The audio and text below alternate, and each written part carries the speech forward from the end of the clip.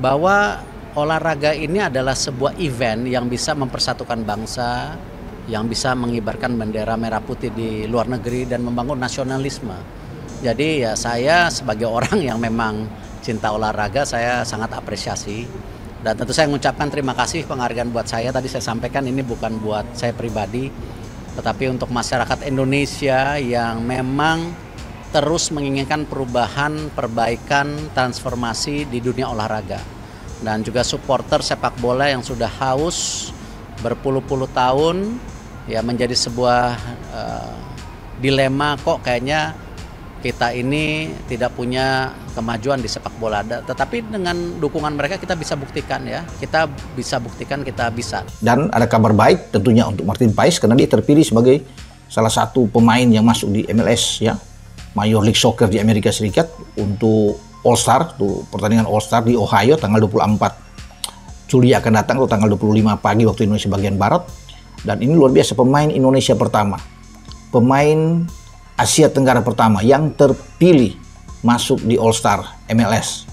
Ini bagus, luar biasa. Dia melalui vote, semua dipilih, termasuk oleh pelatih, ya, oleh pemain menginginkan Martin Paes. Ada 88 penyelamatan yang dibuat oleh Martin Paes di MLS.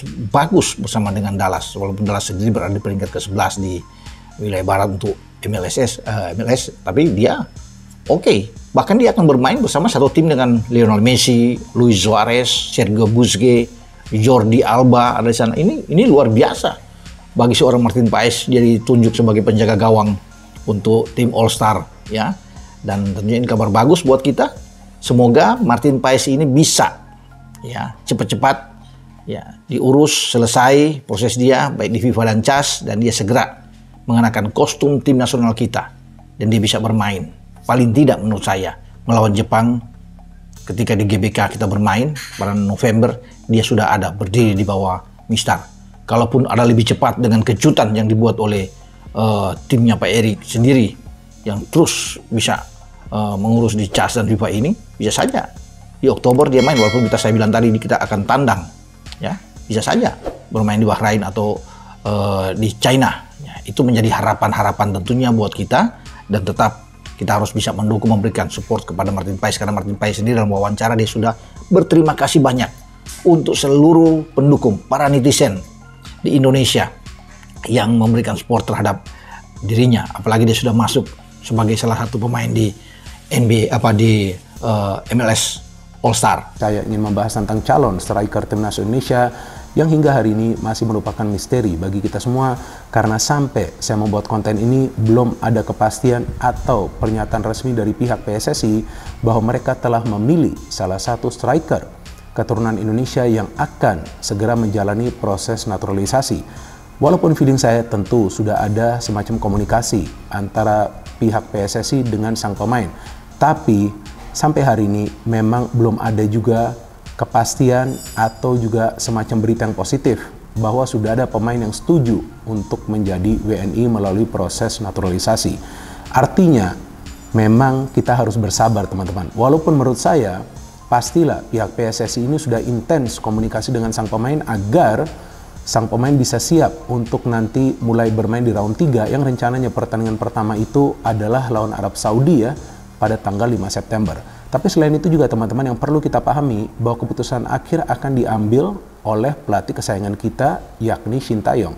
Artinya mungkin juga sekarang ini meskipun PSSI telah menjalin komunikasi yang baik dengan sang pemain dan mungkin juga telah mencapai semacam kesepakatan, tapi masih menunggu juga approval atau juga persetujuan dari Shin Tae-yong. Karena juga sama seperti yang kita ketahui bahwa Shin Tae-yong saat ini sedang menjalani masa recovery. Pada saat orang pernah bertanya ke gue apakah kita punya peluang untuk lolos, gue bilang ya 0%. Tapi habis itu gue baru tahu ternyata di Amerika ini ditambah kuota sehingga kuota kita bukan 5 jadi 9 atau 8,5. Oke. Intinya bisa 9, jadi bertambah. Nah baru gue bilang oh ternyata bertambah, jadi gue naikin ke 30%, 30-40%. Itu semua berdasarkan permainan yang progres yang kita lakukan. Kalau kita lihat grup yang terjadi, gue bilang potnya, pot 1, 2, 3, 4, 5, 6 itu fair. itu sesuai, kira-kira sesuai dengan kekuatan di atas kertas. Nah, pot 1-2 itu kan langganan ke Piala Dunia. Oke. Jadi kita itu ketemu di grup, menurut gue grup kita itu grup paling berat. A, B lebih gampang, A paling gampang, B agak lebih lumayan, C paling berat. But that's okay, itu emang drawing memang begitu, nggak selalu diuntungkan. Kali ini kurang diuntungkan. Kalau sekarang pelatih bilang butuh keajaiban, maksudnya apa? Kan pertanyaan itu. Maka kita tanya lagi lebih tajam.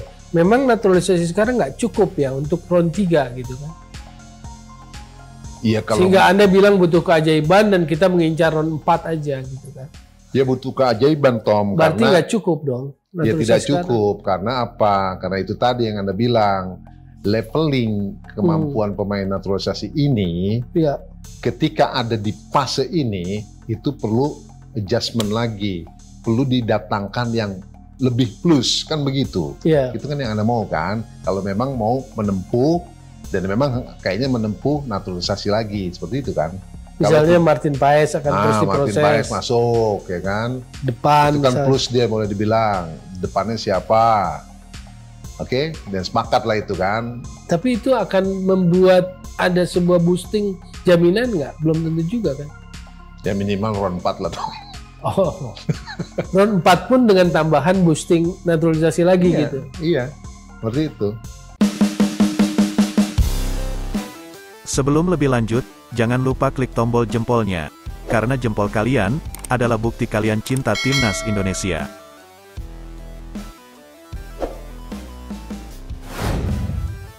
PSSI dapat kabar baik, Maarten Paes bisa perkuat Timnas Indonesia tanpa sidang cas dengan cara ini. Kiper FC Dallas, Maarten Paes telah resmi menjadi WNI pada April tahun 2024. Namun, hingga saat ini dia belum bisa memperkuat Timnas Indonesia. Penyebabnya, kiper FC 22 tahun itu masih terganjal aturan FIFA. Paes pernah membela Belanda U21 kala usianya sudah menginjak 22 tahun. FIFA punya aturan pemain tidak boleh memperkuat negara lain di usia lebih dari 21 tahun, saat ingin pindah asosiasi. Oleh sebab itu, Paes belum bisa membela Timnas Indonesia, meskipun sudah WNI. PSSI terus memperjuangkan Paes di pengadilan arbitrase olahraga CAS. Menurut PSSI, peluang Paes membela Timnas masih ada, meskipun hingga saat ini belum ada tanda-tanda Paes bisa memperkuat skuad Garuda.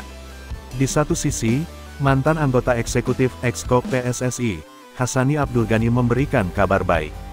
Dia menyebut, Paes sebenarnya bisa saja memperkuat Timnas Indonesia tanpa harus ke CAS. Kalau kita memang nge-apply ke FIFA ditolak, kita masih bisa banding. Kalau bandingnya ditolak, baru kita ke CAS, ujar Hassani dalam channel YouTube-nya, Hassani's Corner. Hassani masih bisa diselesaikan dengan memuaskan. Sebab, dia melihat ada celah peraturan yang dibuat FIFA.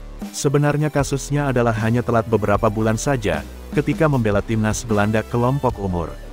Itu pun disebabkan oleh COVID-19, tinggal kita nego, kata Hassani.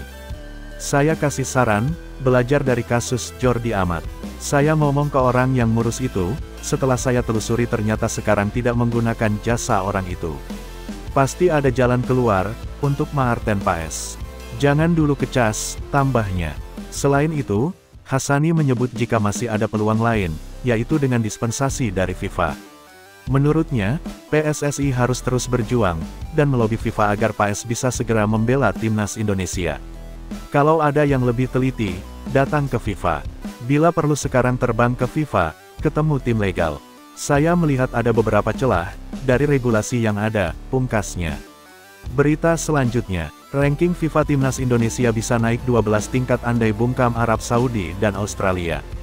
Berikut prediksi ranking FIFA Timnas Indonesia andai mampu mengalahkan Arab Saudi dan Australia dalam dua laga pertama grup C putaran ketiga kualifikasi Piala Dunia 2026 zona Asia pada September mendatang.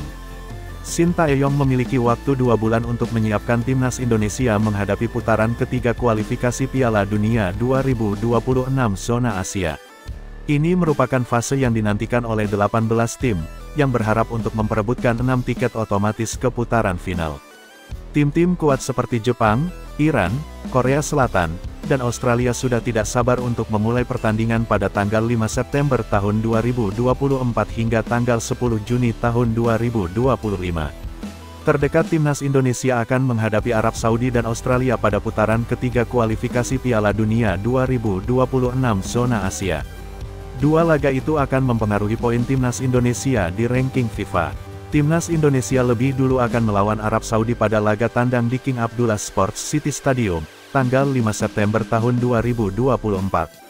Saat ini timnas Indonesia berada di peringkat 134 dunia dengan 1108,73 poin. Sementara Arab Saudi di posisi 56 dunia. Melawan tim dengan peringkat di atas, timnas Indonesia akan mendapatkan poin cukup banyak jika berhasil menang. Melansir dari football-ranking.com, jika menang tambahan poin yang didapat timnas Indonesia adalah 19,38. Akan tetapi jika kalah, timnas Indonesia mendapatkan pengurangan 5,65 poin. Sementara itu jika timnas Indonesia menang melawan Australia dalam laga yang digelar di Gelora Bung Tomo Stadium, Surabaya, tanggal 10 September tahun 2024, Garuda akan mendapatkan tambahan poin lebih banyak. Australia memiliki ranking di atas Arab Saudi yakni di peringkat 23 dunia. Jika timnas Indonesia mampu mengalahkan Australia maka mendapat tambahan 21,38 poin. Akan tetapi jika kalah, timnas Indonesia mendapatkan pengurangan 3,62 poin.